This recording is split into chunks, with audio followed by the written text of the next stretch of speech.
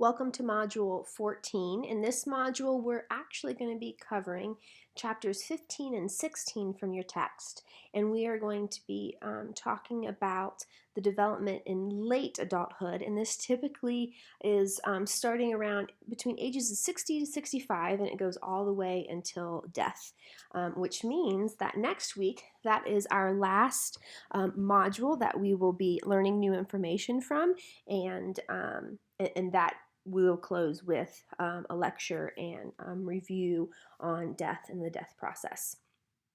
So, for this lecture, I am just going to cover chapter 15, and then we are going to let the Smart Book just cover chapter 16, and so you can do your Smart Book assignment on that.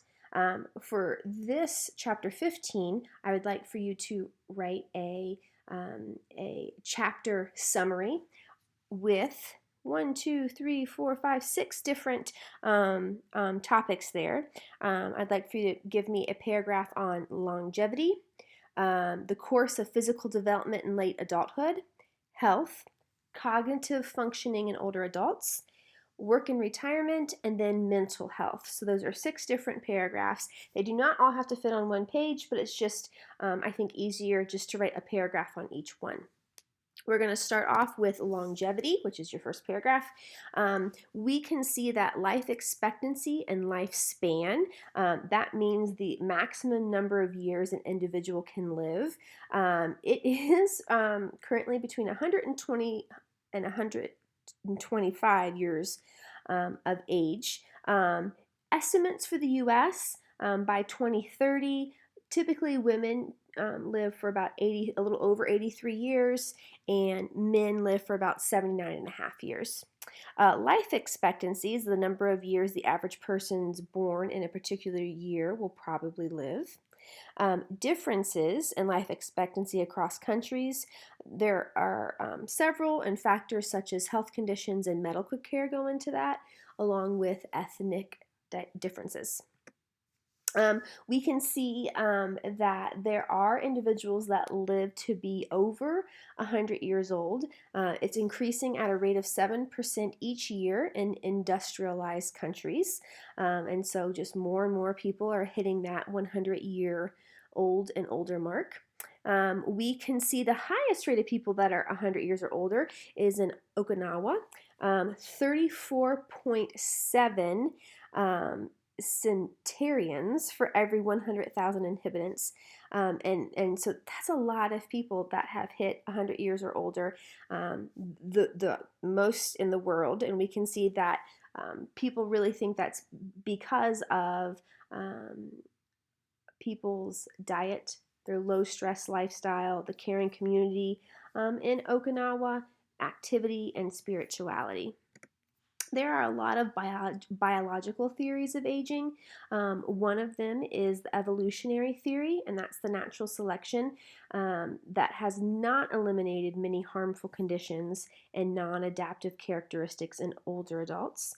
Benefits by evolution decline with age because natural selection is linked to reproductive fitness.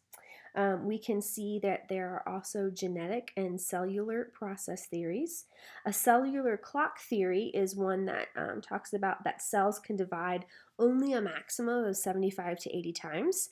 The age makes cells less capable of dividing. And so that is going to impact how old that you are going to live. Another theory is free radical theory, that talks about that people age because normal metabolic processes within cells produce unstable oxygen molecules, and that is damaging DNA and cellular structures. Another theory is the mitochondrial theory, and it is aging is caused by mitochondrial decay. There's the sirtuin theory, and that's a family of proteins linked to longevity. Mitochondria, regulation, and energy function, and that's connected to DNA repair and aging. There's also this mTOR pathway theory, and that is cellular pathway involving regulation of growth and metabolism, there's a central role in cell life, including stem cells. And then hormonal stress theory. That's aging in bodies' hormonal systems can lower resistance to stress and increase likelihood of disease. Some ones that I would remember if I were you would be that mitochondrial theory, and then that hormonal stress theory. Just a little cue going forward. I can also see there that we talk about the aging of the brain. There is shrinking and slowing of growth. Brain loss actually is 5 to 10% of its weight between ages 20 to 90 years old. And then brain volume decreases due to shrinkage of neurons, lower number of synapses, reduced length of complexity of axons, and reduced tree-like branching in the brain there. We can see that the slowing of function in the brain and spinal cord begins in middle and adult and accelerates in late adulthood, and this is going to, of course, affect physical coordination and intellectual performance. Aging is also linked to the reduction in synaptic functioning and the production of neurotransmitters. We can see at this age level the adapting brain. There is a lot of things going on. There you can see that there's a generation of new neurons. Older brains rewire to compensate for losses, and decreases in lateralization. That's using both hemispheres to process information. Which helps and improves cognitive functioning. So there's a lot of stuff going on with our late adulthood friends here. Physical appearance and movement is also going to change. Wrinkles and age spots are the most noticeable changes. Shorter with aging due to bone loss in their vertebrae is taking place, so you might think that they are shrinking a bit. Weight drops after 60. We have muscle loss. Exercising is beneficial for overall health and fall risk reduction, which is really important. And older adults move more slowly than young adults. We can look at their sensory development and see that there's a vision decline. And then there's also diseases of the eye that happen at this time, including cataracts, glaucoma, and macular degeneration. When we are looking at their circulatory system and lungs, they have an increase in cardiovascular disorders. There's high blood pressure is more common in men than in women in this age group, and this high blood pressure can be linked to illness, obesity, anxiety, stiffening of blood vessels, and lack of exercise. And the lung capacity drops 40% between ages 20 to 80 years old. Really important to keep moving and exercise. When we look at the sleep habits of this age group, we can see that 50% of older adults report having difficulty sleeping. That can be linked to health and mental health problems, lower level of cognitive functioning. And then on the flip side of that, sleeping too much predicts earlier all-cause mortality. So there is a sweet spot between getting enough sleep and getting too much sleep. When we look at health problems, we can see that the probability of having some disease or illness increases with age. So as you get older, there is a greater chance of you having a disease or an illness. Chronic diseases with slow onset and long duration are common in late adulthood. And we can see that causes of death for this age group, nearly 60% of 65 to 74-year-olds die of cancer or cardiovascular disease. Between 75 to 84 and 85 and older age groups, we can see that cardiovascular disease is the leading cause of death. But we also know that ethnicity is linked with death rates of older adults. Depending on your ethnicity, it's going to change that death rate. And then arthritis is also brought up with health problems. And arthritis is the inflammation of joints accompanied by pain, stiffness, and movement problems. Another one of the health problems that the book discusses is osteoporosis, and that's extensive loss of bone tissue. It causes older adults to walk with a stoop, and women are more vulnerable. Another health issue is accidents. That is the 8th leading cause of death in older adults, and falls are the leading cause of injury for adults that are over 65 years old. When we look at exercise, nutrition, and weight, exercise is linked to an increased longevity and prevention of chronic diseases. It's associated with improvement in the treatment of diseases. It improves older adult cellular functioning and immune system functioning. Just right there, we need to get these people moving. Um, Optimizes body composition and reduces decline in motor skills as aging occurs. It reduces the likelihood of developing mental health problems and reduces negative effects of stress. And it's linked to improved brain, cognitive, and affective functioning. So all of these things, I believe the exercise has got brought up in the physical development of each age range, how important exercise, nutrition, and weight is to each age group. When we look at nutrition and weight, getting adequate nutrition is really important for this age group, avoiding overweight and obesity, and that's going to help them to continue to be able to move easier. The role of calorie restriction in improving health and extending life, and there's determining whether to take specific vitamin supplements to slow the aging process. When we look at health treatment, we need to expand disease management programs. A lot of times, older adults with health problems receive necessary recommended medical care only half the time, which is crazy. Then there are geriatric nurses, and they are helpful in treating the health care problems of this age group. Development of alternative home and community-based care for when these older folks get more difficult to take care of and they can't take care of themselves any longer. There's actually a decreased percentage of older adults who live in nursing homes currently. And factor related to health and survival in a nursing home is the patient's feelings and control of self-determination. What is their attitude about living in that nursing home? We see there that 15% of residents who had more choices and felt more in control were more likely to be alive a year and a half later than the 30% who felt less control and more dependent on staff. They died earlier. When we look at multidimensionality and multidirectionality, we see specifically attention. Older adults are less able to ignore distracting information. Yoga and meditation may improve this.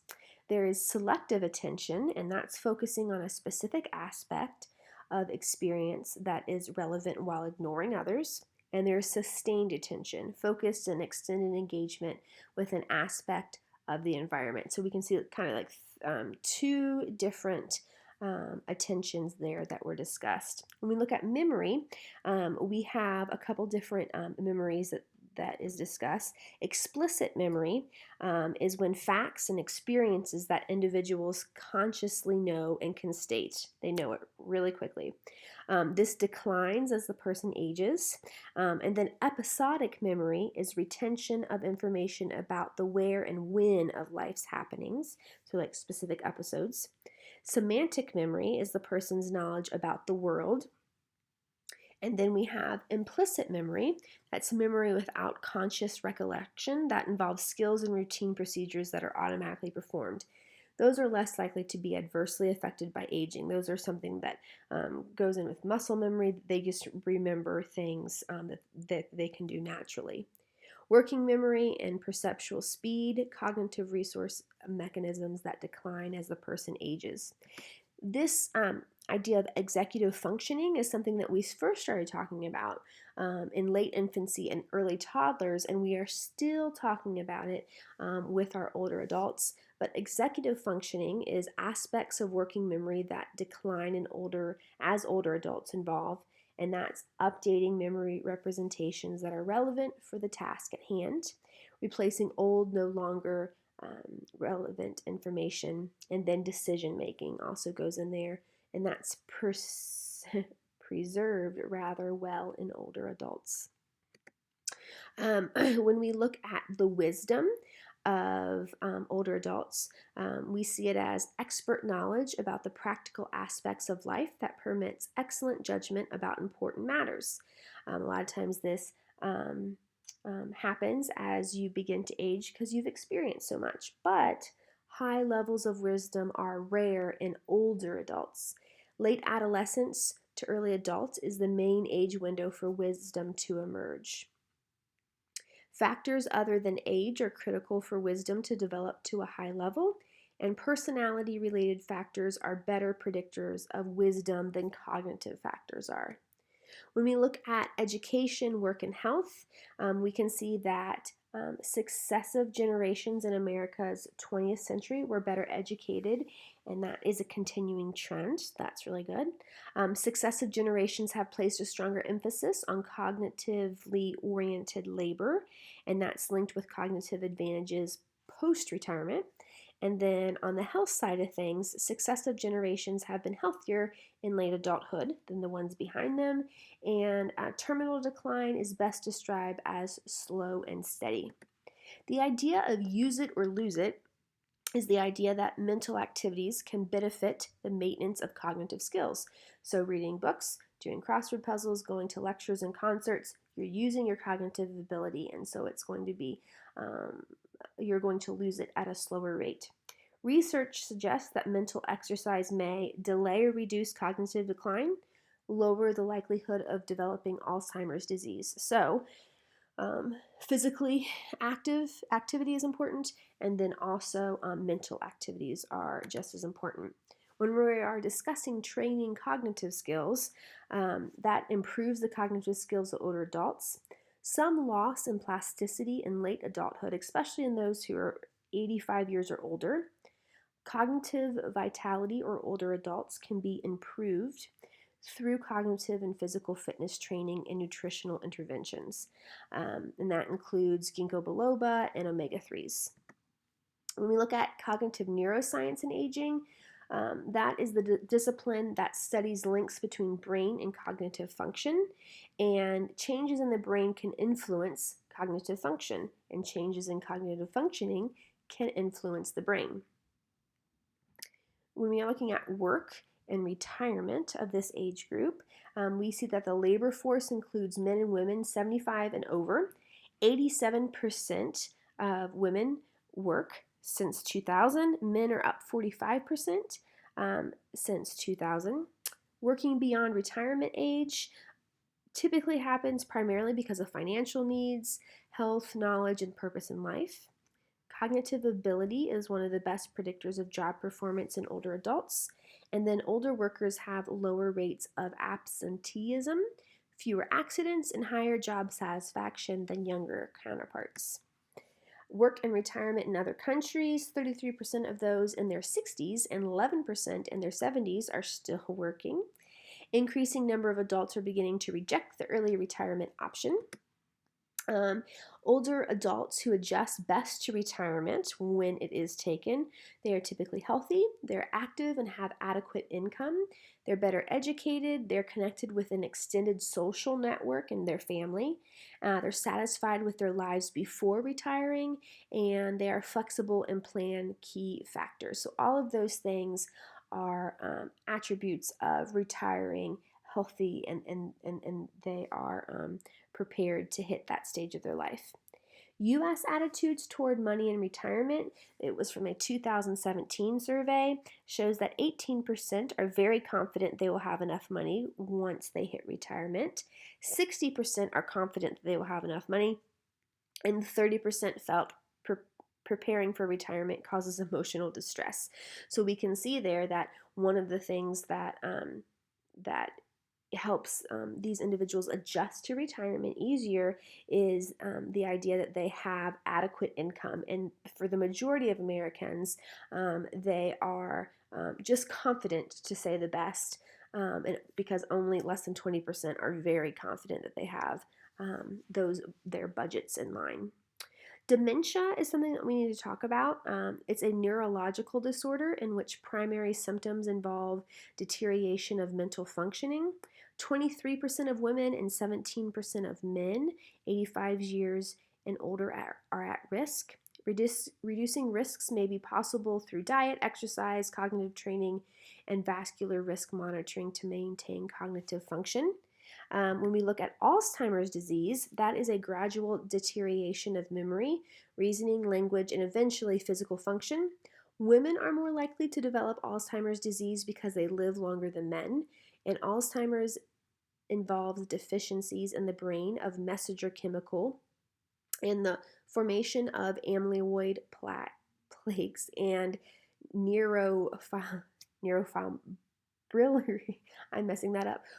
There is a formation of things in your brain that will cause Alzheimer's. Early detection and drug treatment can help with mild cognitive impairment. That represents transitional state between cognitive changes of normal aging and very early disease. When we talk about drug treatment of Alzheimer's disease, we can see that there are some drugs that slow the downward progress. When caring for individuals with Alzheimer's disease, we see that support often emotionally and physically draining for the family, and respite care are services that provide temporary relief for those caring for individuals with disabilities and illnesses of the elderly, because it is so emotionally and physically draining for those people. And lastly here, we have Parkinson's disease, chronic progressive disease characterized by muscle tremors, slowing of movement, and partial facial paralysis. It's triggered by degeneration of dopamine-producing brain neurons, and there are several treatments available. As always, if you have any questions, please let me know, and I look forward to reading your reflections.